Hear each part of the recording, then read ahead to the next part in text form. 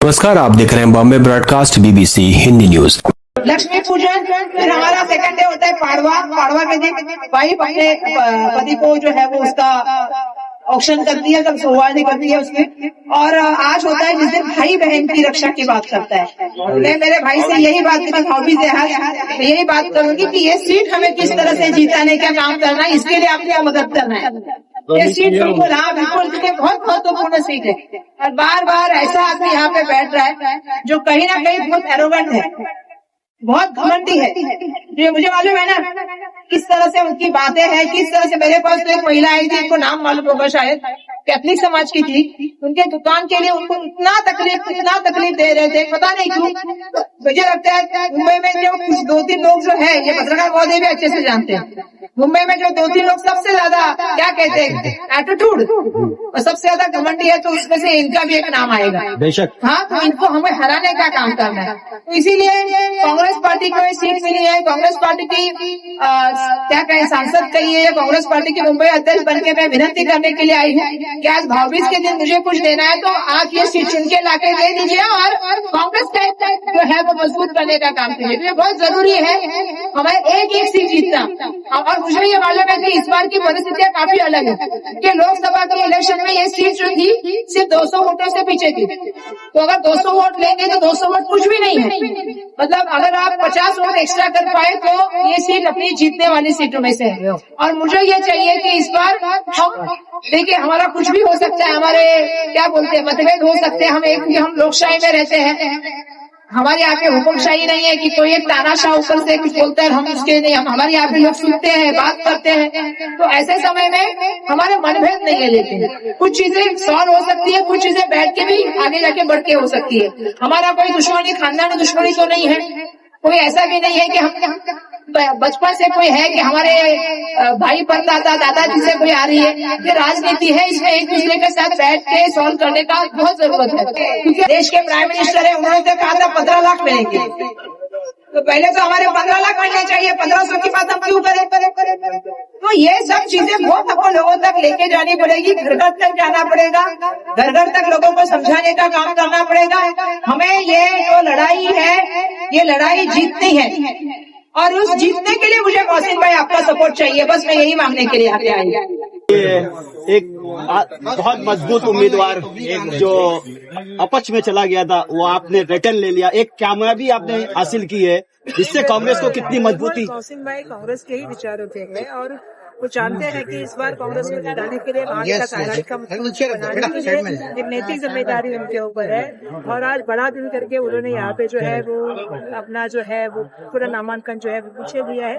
लेकिन बिल्कुल पार्टी भी वो जानती है कि जिस तरह से वो काम करते हैं, जिस तरह से उनकी ताकत है, आने वाले दिनों में कांग्रेस के उम्मीदवार को मजबूती से फातिमा देने की भी उन्होंने बात की और कांग्रेस को हमारी खास आघाड़ी को मजबूत करने की। आजाद उम्मीदवार से आपने रिटर्न ले लिया फॉर्म और ताई को आपने सौंप दिया, सर क्या कहेंगे? बिल्कुल, वो तो जो बात कह दी, वो तो इस्तीफा जो विड्रॉल करना था वो विड्रॉल कर दिया है।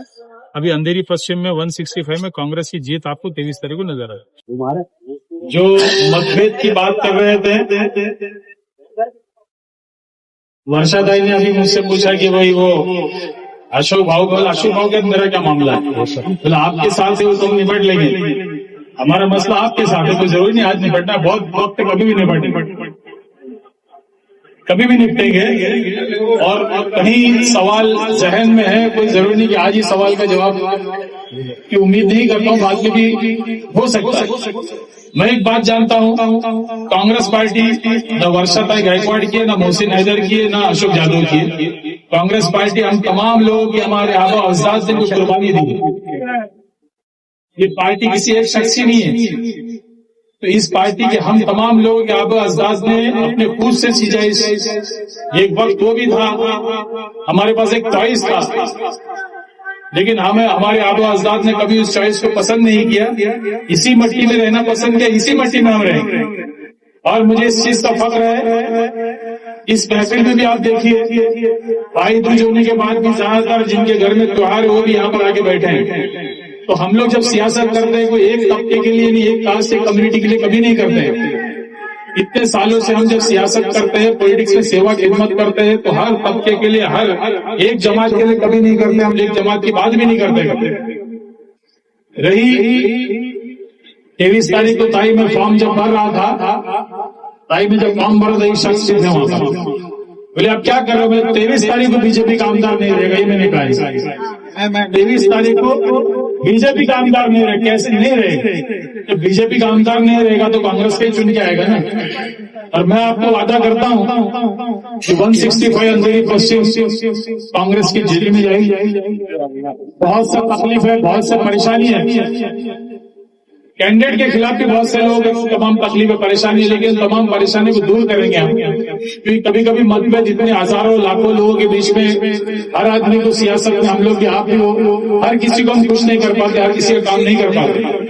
तकलीफ परेशानी है, वो तमाम चीजों को दूर करूंगा। लेकिन आपको मैं वादा करता हूं कि अंधेरी पश्चिम 165 यहाँ पर कैंडिडेट अशोक भाऊ यादव है, लेकिन लड़ाई मोहसिन नगर लड़ेगी।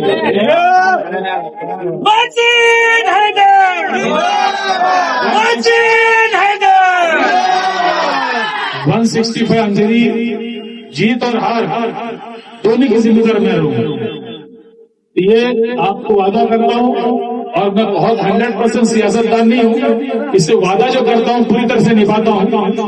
मेरी कोशिश रहेगी, अभी भी मैंने कह दिया है, जिस आमदार के बारे में आपने कहा जो विधायक है, जो सरकश विधायक है, सियासत में ऐसा नहीं होता है। पॉलिटिकल कोई भी पार्टी का लीडर देखिए, इस तरह घमंड और गुरूर, बस अब खुदाई की दावा करना रह गया, बाकी सब कुछ कर लिया।